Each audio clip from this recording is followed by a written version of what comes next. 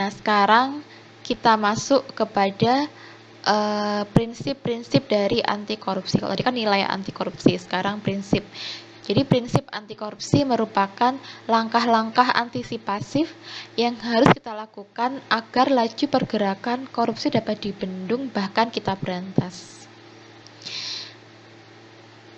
Dalam konteks korupsi ada beberapa prinsip yang harus kita tegakkan ya untuk mencegah faktor eksternal penyebab dari korupsi. Yang pertama adalah prinsip akuntabilitas, kemudian prinsip transparansi, kemudian kewajaran atau fairness, dan adanya kebijakan atau aturan main yang dapat membatasi ruang gerak korupsi serta kontrol terhadap kebijakan tersebut. Nah, sekarang kita fokus ke satu persatu ya. Yang pertama adalah akuntabilitas, yaitu kesesuaian antara aturan dan pelaksanaan kerjanya. Jadi prinsip akuntabilitas membutuhkan perangkat pendukung yang baik berupa apa? Yang pertama adalah perundang-undangan ya, atau de jure, maupun dalam bentuk yang komitmen atau mungkin dukungan masyarakat yang kita sebut sebagai de facto, baik pada level budaya atau individu dengan individu maupun pada level lembaga.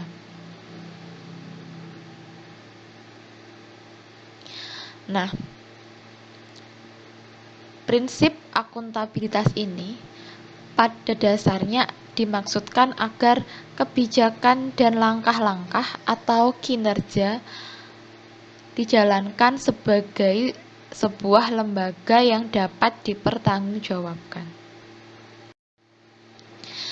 Nah, untuk mewujudkan prinsip-prinsip tadi akuntabilitas, maka pengelolaan keuangan negara itu dalam pelaksanaannya itu harus diukur dan bisa dipertanggungjawabkan.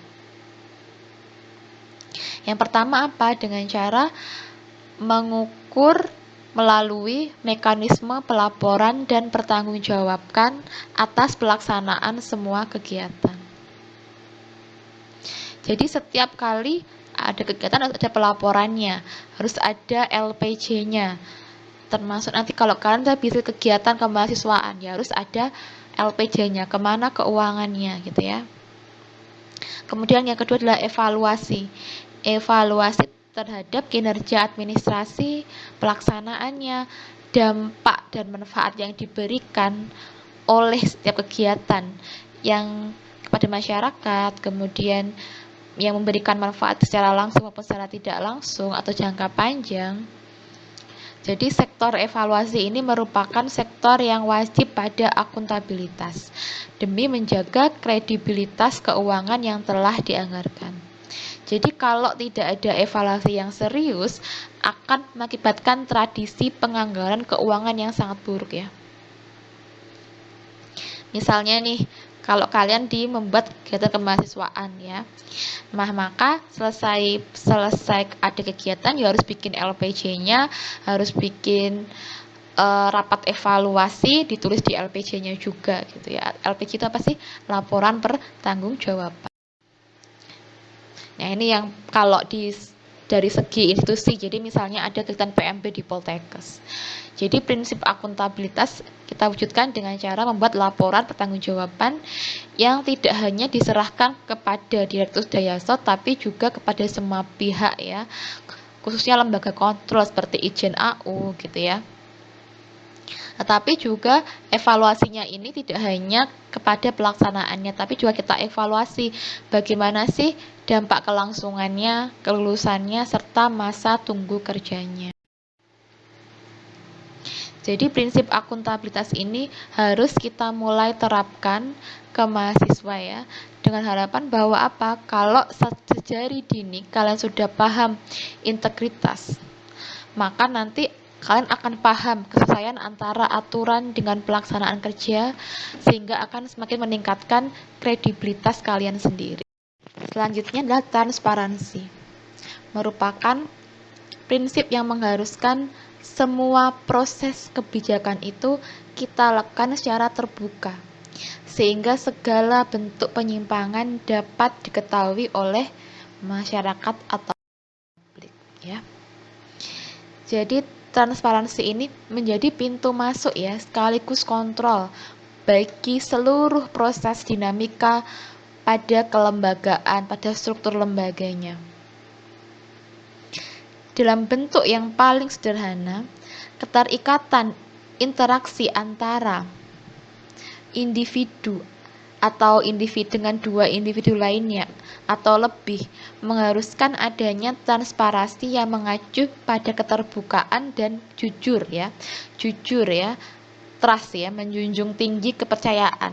Karena kepercayaan, keterbukaan, dan jujur ini merupakan modal awal yang sangat berharga bagi kita untuk melanjutkan tanggung jawab pada masa kini dan masa yang akan datang. Nah, dalam prosesnya nanti perlu keterlibatan masyarakat dalam proses transparansi.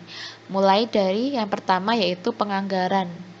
Jadi kalau menganggarkan itu harusnya bottom up ya, jadi dari bawah ke atas. Mulai dari perencanaannya, implementasinya, pertanggungjawabannya, kemudian nanti juga kita harus memproses penyusunan kegiatannya. Terkait apa? Terkait dengan proses pembahasan tentang sumber pendanaan atau anggaran pendapatan dan juga anggaran belanja pada suatu organisasi. Yang ketiga adalah proses pembahasan. Kita bahas tentang pembuatan rancangan peraturan yang berkaitan dengan strategi penggalangan dana. Misalnya untuk menetapkan pajak, retribusi ya, tender, pengerjaan teknis seharusnya itu harus terbuka ya. Jadi tidak tender terbatas gitu ya. Proses pengawasan. Jadi dalam pelaksanaan kegiatan nanti apalagi berhubungan dengan publik, pemerintah atau lembaga itu kegiatan itu harus diusulkan oleh masyarakatnya sendiri. Jadi itu memang penting nggak sih sebenarnya kegiatan itu penting nggak atau buang-buang anggaran gitu ya. Nah, proses evaluasi terhadap penyelenggaraan kegiatan kita lakukan secara terbuka. Jadi evaluasi ini sebagai bentuk pertanggungjawaban secara administratif baik secara teknis dan fisik dari setiap pada output kegiatan. Nah, untuk itu maka kontrol masyarakat itu sangat diperlukan ya tadi kan ya. Mulai dari proses perencanaan, implementasi, laporan pertanggungjawaban dan juga evaluasi dan penilaian kinerja anggaran atau outcome baik dari jangka pendek dan jangka panjang. Jadi masyarakat menentukan sebenarnya ada nggak sih celah untuk kita melakukan korupsi. Misalnya ini apa? PMB di Poltekkes dilaksanakan dengan memperhatikan 5 proses transparansi misalnya ya. Kemudian nanti lulusnya pun ditetapkan mengacu pada kebijakan yang berlaku. Hasil kegiatannya itu dilaporkan serta dipertanggungjawabkan oleh direktur kepada Yasau serta diperiksa oleh Itjen AU. Nah, selanjutnya adalah kewajaran ya atau fairness, appropriateness ya. Adalah mencegah adanya ketidakwajaran dalam penganggaran dalam bentuk markup ya maupun ketidakwajaran dalam bentuk lainnya. Jadi yang paling sering adalah markup. Jadi habisnya 30.000 dibilang 50.000 digantilah notanya ya. Jadi untuk mencegah markup nanti akan ada 5 prinsip kewajaran atau fairness, yaitu komprehensif, fleksibilitas, terprediksi, kejujuran, dan informatif. Nah, ini 5 langkah yang pertama yaitu komprehensif dan disiplin ya. Kita perhatikan semua aspeknya. Apakah taat asas, sinambung nggak? Prinsipnya gimana sih? Budgetnya gimana sih? Atau off budget gitu ya. Sehingga nanti akan wajar nih anggaran. Fleksibilitas. Adanya kebijakan tertentu untuk mencapai efisiensi dan efektivitas. Jadi prinsip tak tersangka, perubahan, pergeseran itu harus ada. Kemudian terprediksi, jadi ketetapan dalam perencanaan berdasarkan asas value of money dengan tujuan untuk menghindari adanya anggaran yang defisit. Jadi anggaran yang telah terprediksi nanti akan mencerminkan adanya prinsip fairness dalam proses perencanaan pembangunan suatu gedung, apalagi gedung yang berhubungan dengan pemerintah. Yang keempat, jujur, ya. Tidak adanya bias perkiraan penerimaan atau pengeluaran yang disengaja, ya, yang berasal dari pertimbangan teknis maupun politis. Yang kelima, informatif. Adanya sistem pelaporan yang teratur dan informatif sebagai dasar penilaian kinerja, kejujuran, dan pengambilan keputusan, ya. Pemerintahan yang informatif merupakan pemerintah yang telah bersikap wajar dan jujur dan tidak menutupi hal yang memang seharusnya disampaikan. Contoh nih, misalnya dalam PMB Poltekkes itu misalnya dilaksanakan sesuai dengan usulan dari Prodinya. Penentuan kuota diterima sesuai kebutuhan, tetapi bila pendaftar menurun pada saat daftar ulang atau tidak mencapai kuota, maka akan didapatkan kembali untuk pengisian kuota yang belum terpenuhi. Kuota yang belum terpenuhi itu diisi dengan pemanggilan calon mahasiswa yang sudah disiapkan dari kuota yang tersedia. Calon mahasiswa yang diterima termasuk cadangan yang sesuai kriteria diumumkan secara online dan terang-terangan, ya. Jadi prinsip wajar ini bertujuan untuk mencegah praktek yang unfairness, ya, atau ketidakwajaran dalam segala level kehidupan kita. Jadi agar semua itu berjalan dengan jujur, wajar, sesuai dengan prosedur yang telah kita sepakati bersama. Nah, adalah kebijakan anti korupsi. Jadi prinsip kebijakan adalah agar kita bisa mengatur, ya, tata interaksi agar tidak terjadi penyimpangan yang dapat merugikan negara dan masyarakat. Kebijakan anti korupsi tidak selalu identik dengan undang-undang anti korupsi, namun bisa berupa undang-undang untuk kebebasan mengakses informasi, desentralisasi, anti monopoli, maupun undang-undang lainnya yang memudahkan masyarakat untuk mengetahui dan mengendalikan kinerja dan penggunaan anggaran negara oleh pejabat negara. Nah, 4 aspek kebijakan anti korupsi ada, yaitu pembuat, yaitu isi, pembuat, pelaksana, dan culture. Apa itu isi? Isi adalah konten yang merupakan komponen penting dari sebuah kebijakan. Kebijakan dari anti korupsi akan menjadi efektif apabila mengandung unsur-unsur yang terkait dengan permasalahan korupsi sebagai fokus dari kegiatan tersebut, ya. Kemudian siapa sih yang buat kebijakannya, ya? Hal yang terkait erat dengan kebijakan anti korupsi. Jadi isinya itu setidaknya merupakan cermin kualitas dan integritas pembuatnya. Dan pembuat kebijakan ini akan menentukan kualitas dari apa sih isi kebijakannya. Jadi kalau DPR MPR-nya tidak berkualitas, ya otomatis kebijakan yang dibikin pun juga isinya tidak akan bagus. Yang ketiga adalah pelaksana atau penegak kebijakannya. Kebijakan yang telah dirumuskan akan berfungsi apabila didukung oleh aktor penegak kebijakan, yaitu polisi, pengadilan, pengacara, lembaga pemasyarakatan, gitu, ya. Jadi kebijakan itu hanya akan jadi instrumen kekuasaan apabila si penegak kebijakan ini tidak punya komitmen untuk meletakkan kebijakan sebagai aturan yang akan mengikat bagi semua. Jadi malah yang ada apa? Adanya kesenjangan, ketidakadilan, dan bentuk penyimpangan karena kebijakannya disalahgunakan. Yang keempat adalah culture kebijakan.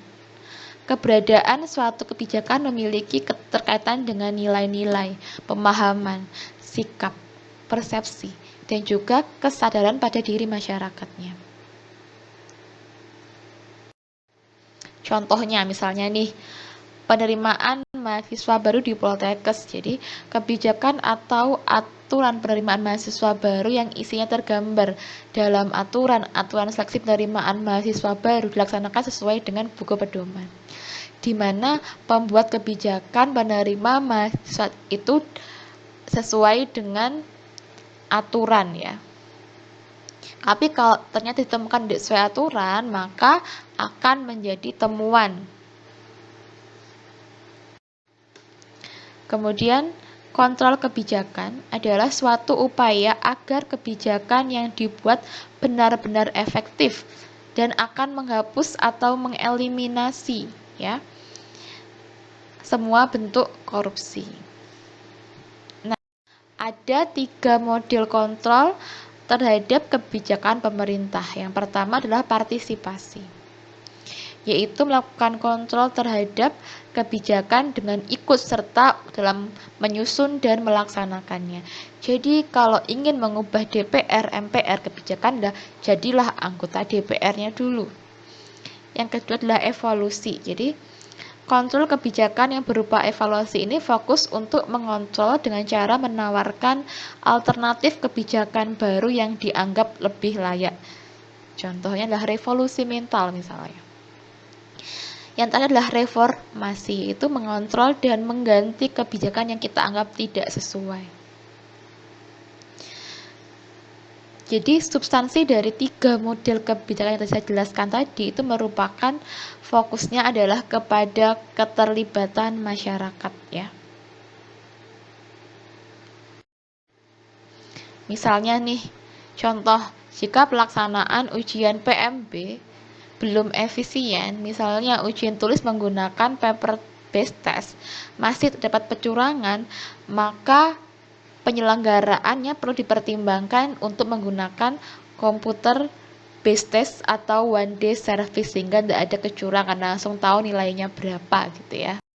Nah, sekian untuk perkuliahan pada hari ini. Sampai jumpa di pertemuan 2 minggu lagi atau setelah lebaran. Selamat menunaikan ibadah puasa. Kemudian selamat lebaran ya, sampai ketemu di minggu setelah lebaran, minggu depan nanti dengan Bu Nani ya. Kemudian saran saya dari terakhir adalah we have the power, we just have to use it together.